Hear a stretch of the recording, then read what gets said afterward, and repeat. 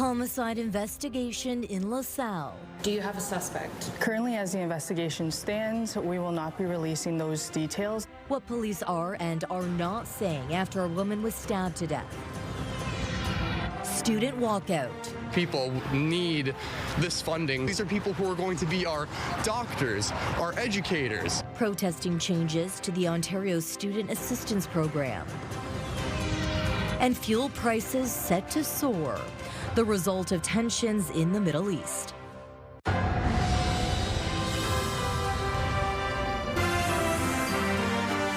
CTV News with Stefanie Masotti.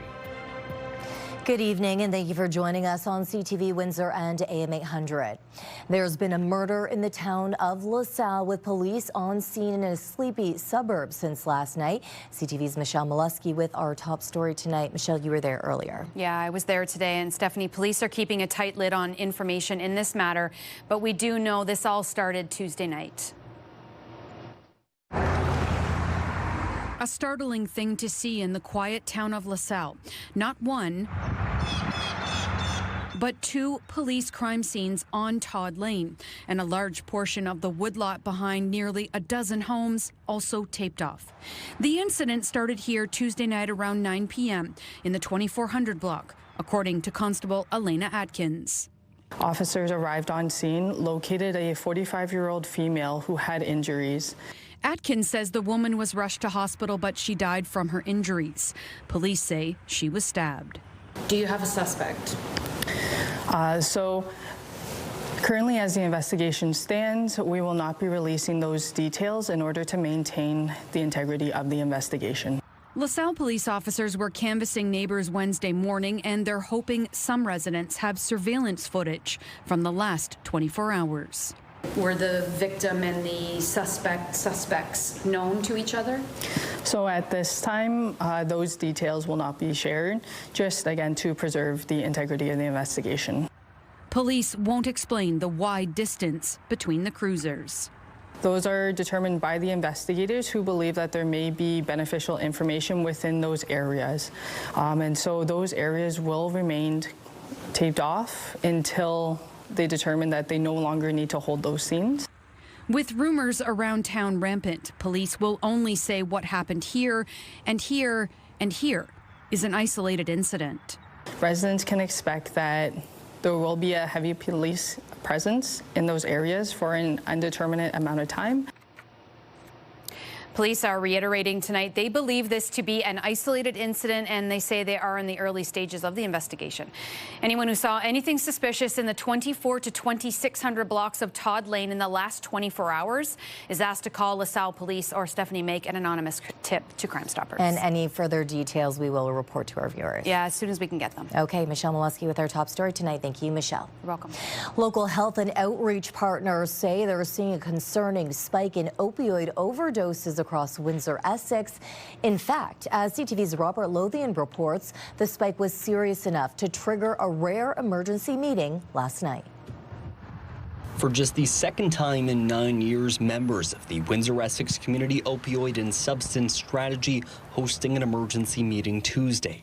Their focus, a sharp rise in overdoses in only a matter of days. This is something unique and that we need to be paying attention to, and that partners are concerned for those that they serve in our region. Last week alone, 19 opioid-related emergency department visits were recorded, 16 involving fentanyl. Strategy co-chair Eric Nadalin says that far surpasses what the region typically sees. The urgency with which this group came together is reflective of the actual need in our community and what we've seen over the last little while, and certainly it supports the data that we're seeing as a health unit. This is believed to be the culprit, a potent brown or beige fentanyl with a dry, chunky texture, but it's one of the side effects causing more concern. The hallucination component of that is not typical of a fentanyl overdose, and so that's something that we keep an eye on. It tells us that not only is it fentanyl that people are consuming, but there's something else mixed in there. Nadalin says community agencies are responding with more outreach teams on the ground.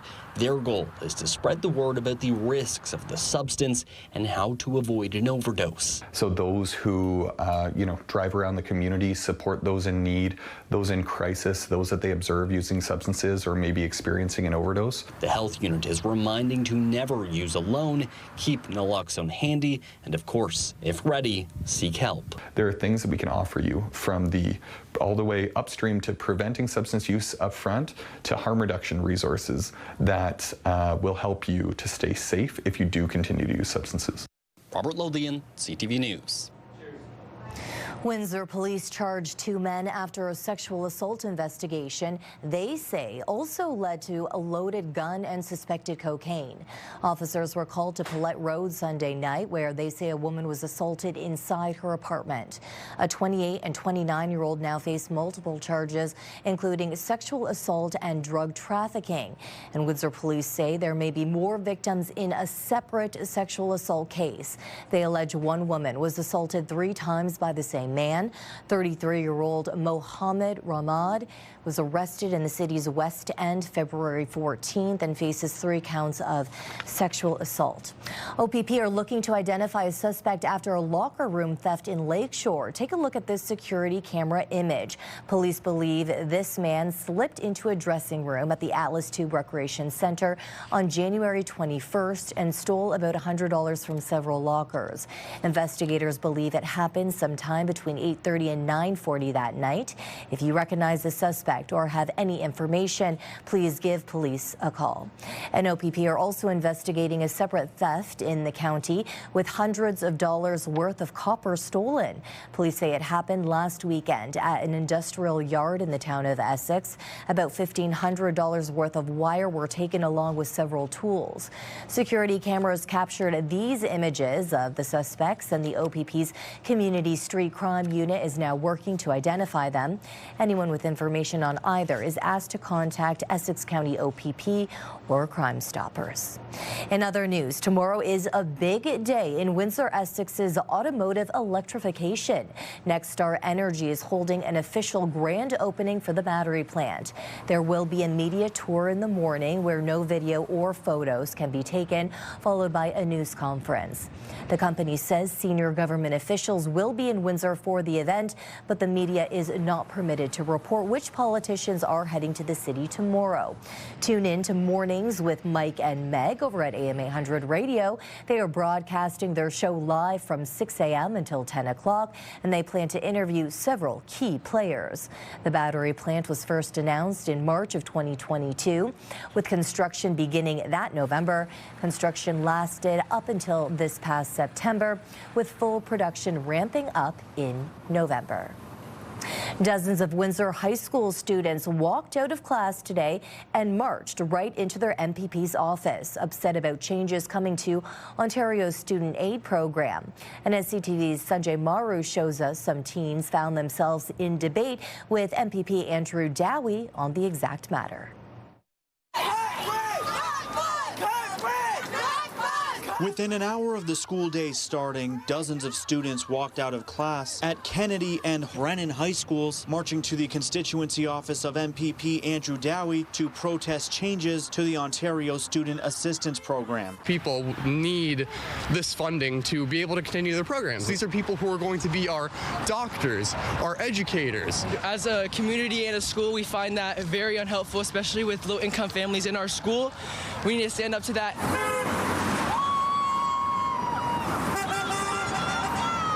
Brennan students arrived about 30 minutes before their peers from Kennedy, but once both groups got there, it didn't take long before some students entered the MPP's office to engage directly with Andrew Dowie. I had a student debt when I finished school. And how long did it take for you to pay it off? It took me probably a couple of months because I went to work. Under the changes, the maximum share of OSAP aid students can receive as grants is dropping from 85% down to 25%, meaning a larger portion of that aid will now come in the form of loans that must be repaid. But Dowie says the changes are happening now to keep OSAP sustainable after the federal government stopped funding student aid for private career colleges. That means Ontario is the only funder for student assistance for TriOS, for Canadian College, and the other private colleges, Anderson College. Like, That's what changed, and the federal government's decision caused real harm for student assistance in our province. OSAP is funded by both the federal and provincial governments, but the changes in grant funding will only affect the provincial portion, which makes up about 40% of the total aid students receive. Student loans are very expensive, and they are. Student loans are prime plus one. That's not an expensive. It's not expensive. If you don't get into the workforce, then yeah, you're delaying your repayment. You also have to pay groceries. If you have a child, you're a mother that gets pregnant. Yeah. So it does take decades to pay it off. That's what I'm saying. Because it does. It depends on your life choices. If you want to go to school again, you can. You have that ability. There are life choices involved. Sanjay Maru, CTV News. Meantime, the Ford government announcing a review of EQAO testing. The province is creating an advisory body to look into the standardized testing and how Ontario can improve outcomes for students. EQAO results released in December showed half of grade 6 students and 42% of grade 9 students were not meeting the provincial standard in math. And provincial reps were in Amherstburg today touting a nearly $35 million investment in the Chateau Park redevelopment. The province says the project will create hundreds of jobs while adding new beds for local seniors. I think we're trying to support smaller municipalities with jobs. As I've noted, this project will bring 370 jobs to the region, and so we know that this region has suffered some losses in terms of jobs. Construction on the new Chateau Park long-term care home on Friar Street is about 25% complete. The project will replace a 59-bed facility in Windsor and expand it to 160 long-term care spaces in Amherstburg. The province says the $75 million build is part of its plan to expand and modernize care, with the new home expected to open in 2027. Amherstburg's mayor calls the development a major boost for the community. We've been told it will bring 244 full-time jobs, which is part of the reason that Amherstburg has a fund and a policy. Anybody who is bringing jobs to this town can apply for a tax abatement, and they're getting one. 10% for 10 years. They're getting a tax abatement as if it was vacant land. So we're very pleased. Taking a break now, joining me, CTV meteorologist Gary Archibald with your first look at the forecast tonight. Gary. Stefanie, we're talking about still cool and gray, a damp day, and there's potential that the system that's rolling right through the heart of Illinois into Indiana, Ohio, will head into southwestern Ontario by midnight, 1 a.m., technically Thursday morning pre-dawn. Some showers, and then a second wave behind that becomes the rainy afternoon we're likely to receive and be a part of, say, about 3 or 4 o'clock. I'm going to talk about temperatures warming beyond that. Today's been cold and damp, but we could see mid to upper teens in the next few days. The complete weather story is coming up. For now, I'll send it back to you at the desk.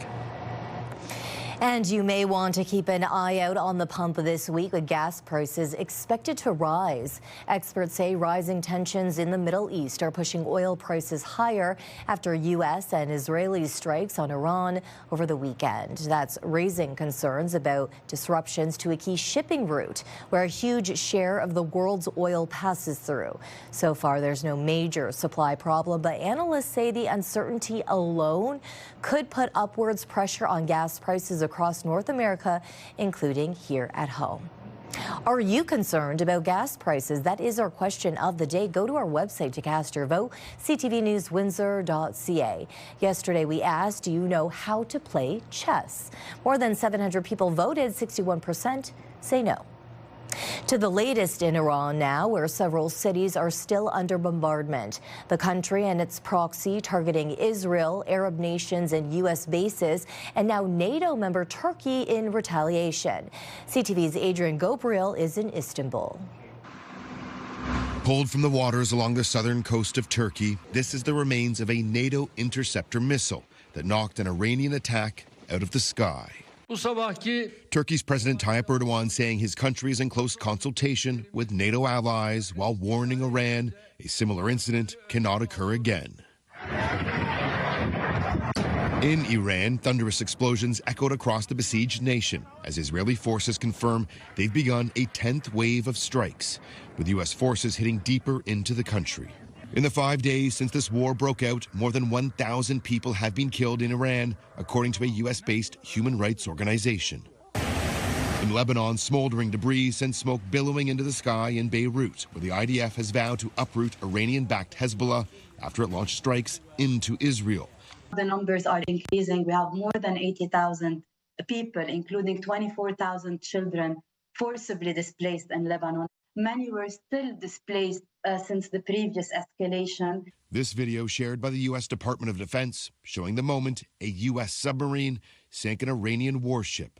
The bodies of some 80 sailors reported dead at sea, located by rescuers along the southern coast of Sri Lanka. With 3 other NATO nations, Greece, Britain, and France, sending naval and Air Force personnel to Cyprus following Iranian drone attacks there, this expanding conflict has reached new shores. More than 100,000 Canadian citizens and permanent residents in the Middle East have registered with Global Affairs Canada. CTV News visited the Canadian consulate in Istanbul to try and ask questions on behalf of Canadians stuck in the midst of this conflict. Passport in hand, security inside this building refused to allow us to enter the consulate. Our request to interview Canada's ambassador to Turkey was also denied. This is Adrian Gober with CTV National News. One official speaking on background tells CTV News that a range of options are being looked at to help evacuate Canadians by land and air, while assisting those in Iran remains the most difficult, without an embassy inside that country. With war on the horizon, a sunset call to prayer preaches peace in a region and a world where tonight it's in very short supply. The attempted missile strike here in Turkey makes this the 11th country targeted by Iran since this war began. Adrian Gober, CTV News, Istanbul. Would I be able to play hockey again? That was the only question I had. Still ahead on Windsor's news leader, faced with the loss of his leg at just 11 years old. James Dunn finding a way back to the game he loved. Part 3 in our Hometown Heroes series. OLG is not doing any more expansions of casinos in this area. And don't bet on a Grand Bend casino, at least not yet. Stay with us. Start your day with the latest local news. By signing up for our newsletter, you'll get direct local content straight from CTV Windsor to your inbox, including top stories, the forecast, and videos. You can sign up at ctvnewswindsor.ca. We continue our series tonight, introducing you to Southwestern Ontario athletes heading to the Paralympics, including one from up the 401 whose journey to Team Canada started with a life-changing illness before he was even in high school. CTV's Travis Fortnum picks up the story for us tonight. Travis. Yes, James Dunn grew up in Wallacestown, a small community up near Dutton. He says hockey was his whole life growing up, but he was only 11 when that life changed. He came back stronger, and now he's living out a dream. James Dunn grew up in Wallacestown, a small community west of London where, like so many kids, his life revolved around the rink. Grew up playing pretty much every sport I could, but hockey was my favorite. All my friends were on the team, like going to games and playing with them was so much fun. But when he was just 11 years old, that life was suddenly interrupted by a cancer diagnosis that would cost him his leg. And even in that moment, he only had one question. Would I be able to play hockey again? That was the only question I had. While still in the hospital, a visit from future Team Canada teammate Tyler McGregor helped show him the answer. He asked me if I wanted to try out sledge hockey, and I said, yeah, for sure. So he got me out on the ice for the first time, and I kind of fell back in love with hockey again, just in a different form. A second chance that would take Dunn further than he ever imagined. From a small-town kid watching this moment, Sidney Crosby's golden goal in 2010, to living a dream. Watching Sidney Crosby score the golden goal and always dreaming of one day maybe one day, like, being able to represent Canada. Flash forward to now, like, it's really such a dream come true. Now, at just 24 years old, Dunn is already a two-time Paralympian and will compete in his third games in Italy. Back home, his community is right behind him, with signs posted around town cheering him on just like they always have. I remember after my first Paralympics, they had a parade for me when I got home, and I'm very grateful for that. Like, there's such great people in that area. And every time he pulls on that Team Canada jersey, he knows exactly what it means. It means so much, like, being able to put that maple leaf on. Like, I'm very, very proud to be able to do that, like, really living out my younger self's dream. Yeah, there are definitely going to be some watch parties in Wallacestown through the games, starting with Saturday when Canada faces Slovakia.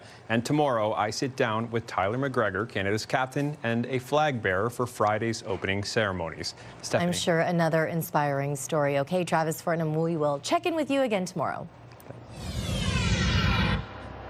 As Travis mentioned, tomorrow team captain Tyler McGregor is at the top of his game, but it all started in an old rink in small-town Ontario. That's tomorrow at 6 on CTV News. The Windsor-Essex housing market continues to cool. The latest monthly stats from the Windsor-Essex County Association of Realtors show sales dropped more than 27% in February from the same time last year. The average sale price also dipped nearly 4% year over year, now sitting at just over $541,000. The slide comes as market activity rose 2% over the same period, with 764 new listings. The market also saw dips in January, with sales down 1.48% and the average sale price down more than 7.6% year over year. Meantime, the Ontario Lottery and Gaming Commission has turned down an application for a casino in Grand Bend. The provincial body says it does not want to add another gambling facility to the region, but is not closing the door on the idea completely. CTV's Scott Miller has the details. Grand Bend is not getting a casino, at least not right now. There was a proposal for a casino in South Huron. The developer brought forward the proposal to have one in Grand Bend. We always listen to all the developers and see where it can go. We're not saying yes, we're not saying no. We just want to hear all the facts first. But at this point, there is nothing moving forward, simply because OLG is not doing any more expansions of casinos in this area. So at this point, it's put on pause. The former site of the boat store just off Highway 21 on the northern side of Grand Bend was the proposed site, brought forward by a developer to South Huron Council late last year. But Ontario Lottery and Gaming Corporation, which governs where casinos go in Ontario, told South Huron Council this week they've got enough gambling spots in southern Ontario and aren't looking to add more. Adding casinos to the region would also require amendments to the deals they have with current casino sites in places like Clinton and London. OLG controls where the casinos do go, so they would work with the developer and then come together with an idea, and then the public would have an opportunity to speak to it. While the answer from OLG in terms of putting a casino here in Grand Bend is no right now, that doesn't mean the answer will always be no. At this point, there's nothing happening, but who knows in the future what will happen. If OLG does want to expand, they know we're interested and we're willing to talk. Finch says if the opportunity to add a casino at the proposed site in Grand Bend arises again, South Huron would most certainly be ready to listen. Casinos have proven themselves over the past number of years with the regulations and the policing that goes into it. So the ones that are local, the one in Clinton, for instance, it works well, and we don't see any adverse side effects to that degree. However, we're very much aware that there could be challenges, but we want to make sure that we listen to all parties first and then move forward with whatever the public and the developer, and if OLG is on board as well, to work with everyone. In Grand Bend, Scott Miller, CTV News.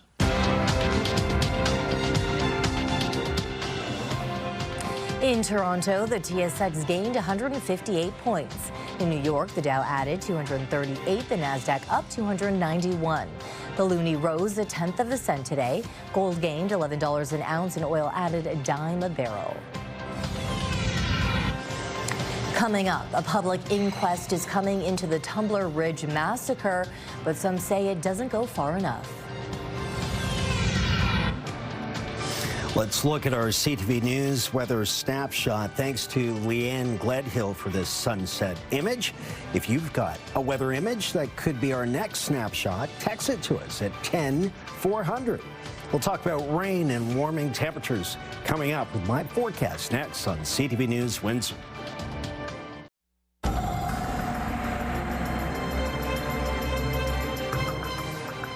A cloudy and foggy day, at least earlier in the morning. Gary joins me again for an extended look. Gary. Some of that fog, Stephanie, extended into the early afternoon as well. It was a cold, damp day, and I have to admit, yesterday we thought the daytime high would be closer to 8, maybe 7, 8 degrees across Windsor towards Essex. Chatham-Kent a bit cooler at 5 or 6. It's been cooler than that. We blew the forecast on the temperatures. It's not even 3 degrees today for a daytime high, and it's getting colder. So we are below seasonal. Air quality is decent, and that's been the trend since late last week, so nothing to see there. Let's, by the way, talk about a very important contest, the Money Mayhem pin. You need that 2.7. That's in degrees. It's 2708. I'll say it again. 2708. I'm like a robot. Everything is temperatures in degrees Celsius with a decimal point. Enter it now at ctvwindsor.ca. Listen to Mike and Meg at 8:37 tomorrow morning, and they may be calling you to play. Once again, 2708. All right, so it's cold out there in Chatham. It's only 0 degrees. That's 32 degrees Fahrenheit, a bit warmer in Windsor, Essex, 3 or 37. It feels like -4 in Chatham-Kent under cloudy, damp conditions. Feels like about 0, -1 within the city limits in Windsor. And we've seen some mist and light drizzle in and around extreme southwestern Ontario. But the Great Lakes are warming up, and we're in the lighter shades of yellow and lime green. Meanwhile, northern Ontario and certainly the prairies have been much colder. There's snow in the Nickel Belt region, just north of North Bay, in fact. And now we're looking at impending rain, likely to develop around midnight tonight. Then there will be a bit of a break, and we'll see it return. The second wave moves in for, say, 3 o'clock. There it goes, and here she comes, another wave. By the way, in the midst of that second wave, there could be a freezing rain, ice pellets mix. So we've got to watch out for that. The second wave is when most of us will be out and about, at least our school friends, kids, children, 3, 4 o'clock. So if we're picking them up, be wary of the possibilities. Tonight, partly cloudy at 8 o'clock, 4 degrees Celsius. The winds sustained at 10K, relatively light. For the rest of the evening, will be cloudy through 10 o'clock, 2 degrees, and then up to about 3 by midnight. A little fluctuation in temperatures. Take a look at our Enercare Siles 7-day forecast. Good chance of rain tomorrow and 2 significant waves, 6 degrees the high, and then there's the warm-up. 15 on a rainy Friday, 17 on a rainy Saturday, fair Sunday, Monday, 12, 16, then 18 and 16, Tuesday and Wednesday. That's a look at your weather for the next 7 days. BC's chief coroner has ordered an inquest into last month's mass shooting in Tumbler Ridge. But as CTV's Rob Buffin reports, some say an inquest alone won't answer everything. A community has been left reeling, and families have been devastated by what is now one of the deadliest mass shootings in Canadian history. BC's chief coroner announcing Tuesday he wants to determine how the Tumbler Ridge tragedy could have happened. To examine the circumstances surrounding these 9 deaths, identify any systemic or procedural issues, and make evidence-based recommendations aimed at preventing similar loss of life in the future. Mental health services in rural communities will be a focus of the coroner's inquest, including broader issues of community awareness, education and support, and matters relating to gender diversity where relevant to the evidence. The shooter, Jessie Van Rootselaar, was transitioning. She shot her mother and a half-brother at home, then 5 children and a teacher's aide at school before taking her own life. The inquest is expected to examine why firearms were returned to the home, even though the shooter had previously been apprehended under the Mental Health Act. We will look at the weapons and how they were obtained. The opposition parties call this a good first step, but public inquiry would have a slightly broader scope, including both provincial and federal government, different levels of government. We can't get to the end of this coroner's inquest and have a lot of questions remaining. The government should be calling a public inquiry right now. A public inquiry would have to be ordered by the Premier, something he isn't ruling out. What all politicians, provincial and federal, seem to agree upon, the role of OpenAI needs to be scrutinized and likely regulated. After revelations, Rootsalar's ChatGPT account was shut down by OpenAI, but the police weren't alerted until after the shootings. I want to know what changes they're going to make specifically to protect Canadians. No timeline is set for the inquest, but it could begin before the RCMP investigation wraps up. Robert Buffum, CTV News. Get ready for it. Big game coming up at the TLC at the University of Windsor. Lancer men's volleyball getting a second kick at the can. We'll tell you who's coming to town. Coming up on the sidelines is next. Stay tuned.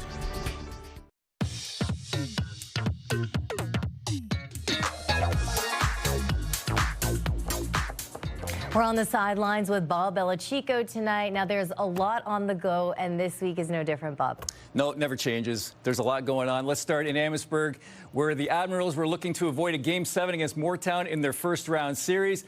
Nice goal coming up here by Stefan Georgievic, the first of two in the second period. Lazy first, but man, were the Admirals really pumping in the second. Mooretown tied things up late in the third period at fours before Rory Sanderson notched the OT winner. The Addies advanced with a 4-2 series win. Up next, a trip to Essex for the Staub Division semifinals, Game 1, Friday. And how's this? Liam Greentree doing his WWE impression after scoring an empty net goal against Barrie. The Spits won all 3 games last weekend and are now second seed in the Western Conference. 2 impactful games this week in Flint Saturday at home against top-seeded Kitchener on Sunday afternoon. Probably the most complete game on the Saturday against Barrie, so very rewarding, and we love the way the kids competed. For us to win these games would be huge for us, and coming off this last weekend, it would be just a huge just the last couple of weeks for us. Yeah, that would be great to see them win a couple more this week, especially against guys like that or teams like that. So Windsor native DJ Smith was given an interim head coach tag earlier this week by the Los Angeles Kings. After being let go by the Ottawa Senators, he joined Jim Hiller's team in February of 2024 to get better as a coach. Now an opportunity to audition for a new head coaching position with 20-something games left. I think when you look at Florida, when you look at Carolina, these are some of the teams that come to mind that just give you no time and space. And, with my next opportunity, given enough time, that's exactly what I want to look like. Now, his son Colton had a great semifinal series against Guelph last week. The Windsor Lancers open the West Division final tomorrow night at TMU. They'll host Game 2 of the Best of 3 series Saturday night in South Windsor, Game 3 Sunday. We learned some stuff about them, but it was a few weeks ago, so I think it's kind of just a fresh start. I've been watching a bit of video, a bit of film, but we're mostly worried about just our game and what we have to do to get the job done. Whatever happens, happens. I think we're prepared, and the guys are hungry, and we're going to be a handful. We are, of course, very excited for DJ. Yeah. Now, anticipation is gearing up for the OUA final in men's volleyball. Bob, obviously you're excited about this one. I don't want to bore everybody, but how many times have I said I'm so excited for this? Yeah, Okay, so the Lancers had the goal after losing in the final against Queens last year in the final. They got there, they made it. The good test, though, they had against Western last weekend. Riley Parker, here he goes. Kirchhoff, Jones, middle, rejected as the Windsor Lancers return to the Forsyth Cup Finals. Now it's onto the OUA final against the team that beat them a year ago, the Queens Golden Gales. That's right. They were the top 2 teams in the OUA this season. So to me, this is the perfect storm brewing. You know, to be able to make it back to the point where we were last year and to face the same guys that we faced last year, it's kind of the perfect storm, as you said. Like, kind of everything's seeming to come back full circle, and, you know, hopefully this time we'll capitalize on it for sure. We're not looking, you know, too far to the past, but it's definitely, you know, the last chance for 10 of our athletes here to win an OUA championship. And so this has been, you know, a big goal to have the chance to do that here. And Friday night, you know, we get to make that happen. I hope they do it. Oh, yeah. Man, oh, man. They will. They will. I know. Also, last night you told us about OSSA swimming happening at the Aquatic Center. 2,100 athletes and their families here in town, and some locals did quite well this afternoon. In the Yeah, it was packed at the Aquatic Center. It was great to see that building being used the way it was. Let's check in with Michelle Molesky's favorite school, shall we? Sandwich Secondary, where a grade 10 swimmer won gold. Now, this is Reese Walda down the stretch with a comfortable lead. He won and set a personal best in the 100 freestyle by over a second. Now, the 16-year-old club swimmer was excited to see a big number in the pool today. It's pretty good. Like, it's good to see some progress. Also, like, it's good. Yeah, because I haven't seen much progress this season, so this really helped. Leo Lay of Massey finished second in the 50-meter freestyle. He also swims club and will be back in action starting tomorrow at the Provincial Age Group Championships in Toronto. I don't know how these kids stay energized like that, but man, Lay would like to make the Canadian trials later this year. I was just gonna lay it all in there. It went pretty good, and it gives you confidence that like my training has worked, and it gives you confidence for my races in the weekend. Now, congrats to the women's volleyball team at St. Clair College. The Saints unfortunately didn't win gold, but they brought home silver from the OCAA Final Four last weekend. St. Clair lost in 5 sets to their nemesis, the Humber Hawks. Ashman turns it over. Urji Kunami posterizes it. Oh, my goodness. Oh, my goodness is right. Oh, baby is right. Let's revel in the beauty of this in slow motion. Slam dunk by Urji Kunami. Wow. The men's basketball team was rolling with a 17-point lead against Seneca at the half last weekend, but they coughed it all up in the third, found themselves down by 11 in the fourth. But they have a great leader in Kyle Brown-Fizikis, who hunkered down on defense, and the team followed after that. Fifth-year starter Jacob Masters splashed a couple of threes, and St. Clair came back to win. They are now hosting the Final Four. OCAA semifinals Friday night, medal games Saturday. I think if the run happens 5 minutes later, we're probably going home. But we got lucky. We recomposed ourselves, gave ourselves a chance to win. And then moving forward, just the prep is going to be kind of the same. Stick to what we're good at. Figure out who we're playing, and try to prep ourselves as best we can. At this time of the year, everybody's so good, it's going to come down to the buzzer most nights.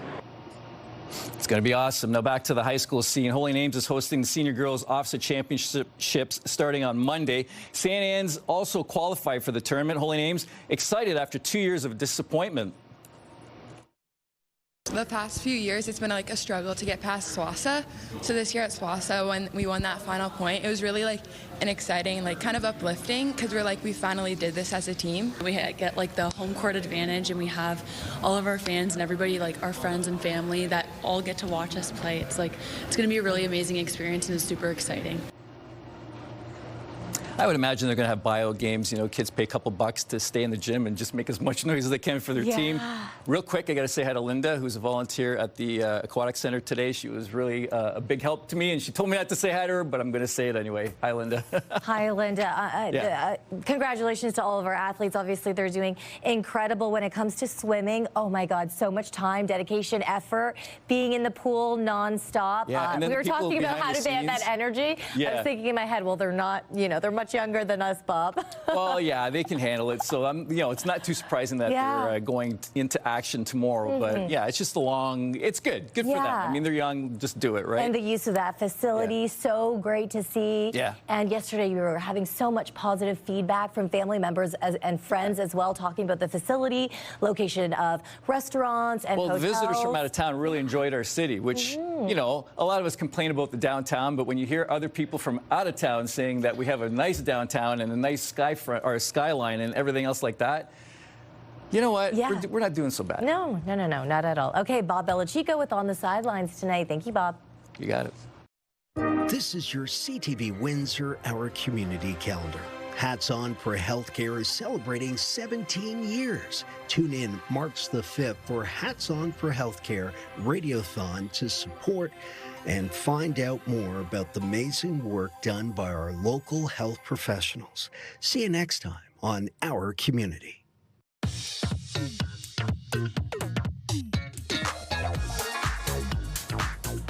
It's time to check in on what's happening now with Melanie Kentner. And Melanie, you have an update on the 80 Knox project. That's right. So parking has already been tight around 80 Knox, and there's another phase of construction getting underway.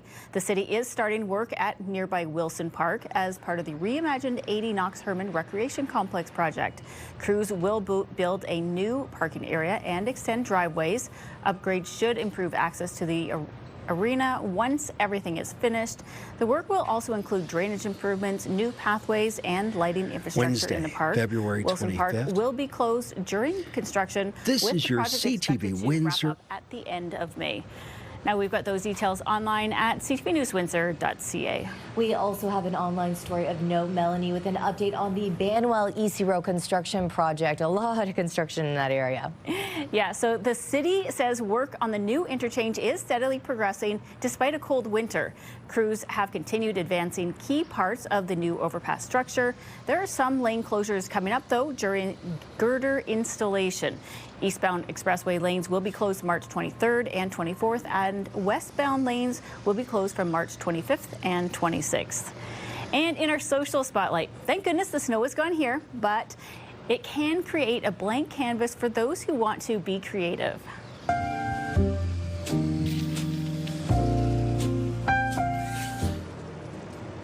So after a fresh snowfall, this guy decided to take his projector outside and bring his car to life. With just a few clicks, he turns it into Lightning McQueen from the movie Cars, Stefanie. Oh, that's kind of cool. Yeah, my boys would have liked that when they were that age. They were into Cars. It's a great movie. A lot of kids love it, and that would be a lot of fun. But I'm happy the snow's gone here, so no complaints. am I, yep. Okay, if viewers at home want to submit a video, how can they do it? They can email us at newsnow@bellmedia.ca or text it to 10400. And that's what's happening now. Thank you, Mel.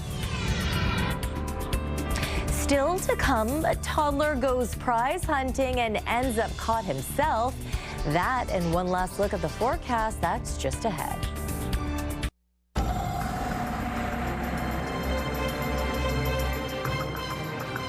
Gary, a few times this morning I had to look through my email to make sure there was no fog advisory for school pickups. It was obviously good to go in Windsor, at least within the city, but there's a lot of fog out there. There was a lot of fog, and technically the advisory was extended throughout the day. It wasn't dense enough to warrant closures, etc., but still always a good idea to make sure that we're using our headlighting systems with our vehicles. Now, tomorrow, rain's coming. Rain will come in two waves. Early tomorrow morning, just after midnight, and then through the afternoon, say around 3 or 4 o'clock when the kids are heading home from school. But look at the temperatures Friday, Saturday, Sunday, even Monday, Tuesday, and Wednesday. Double digits. 15, 17, 12, 16, 18, 16. Our average normally is closer to 4. Next week, 5 degrees Celsius, way above seasonal. So the question is, are you okay with me retiring my winter coat now? You can do what you will. Versus 2 weeks ago when you got mad at me. Let me just say, Melanie Kentner, we love her. She loves the warmth. I want the snow. I haven't skied all season, which is insane. I got to do some traveling in March. First world problems here. Okay, finally tonight, Gary, proof that claw machines can apparently catch more than stuffed animals. Patrick Cornell shares this story. A Missouri claw machine is gaining quite the reputation for snagging more than just prizes. A told-you-so moment for the siblings of its latest treasure seeker. I saw the picture, I'm like, I knew Patrick was gonna get stuck in there. Parents say 3-year-old Patrick slipped away and climbed inside the contraption in search of prizes, and boy, does he look proud of his big adventure. Patrick's reaction, like someone took a picture of him and he immediately just said cheese and posed for the camera, like unfazed that he was stuck in a machine. No harm, no foul here. Patrick's dad quickly ended the fun, coaxing him out of the machine.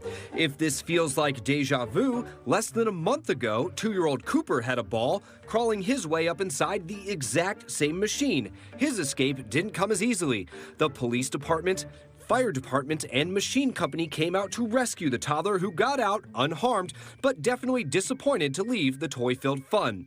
Firefighters say they're now very ready in case the claw machine strikes again. This box was made so that if we had a situation like that again, then we could have these tools to access and just carry them all in. For Take a Look at This, I'm Patrick Cornell. Okay, I think that machine needs to be put out of service. Well, signage, hey, parents, watch your kids. That looked like a lot of fun, though. It did look like fun. In my defense, my theory, there's multiple kids there. If one kid was running around, a parent goes over there. I know when my kids want to use that claw, I always say, no, absolutely not. I'm not pulling out the money. And their faces are like this. Please, please, please. So obviously, the opening is big enough to get their little bodies through. Look, it's all about adventure in life. I'm all for it, but let's not... It's easy to say, watch your kids. Look, no indictable or summary offenses for stealing stuff, right? On behalf of our dedicated team here at CTV News Windsor, thank you for watching. They're cute kids. I get it. So cute, so cute. Mine are cuter. What's going to happen later? We're going to be back? Yes, we will be back. Both of us will be back tonight at 11 o'clock. All right, see you then.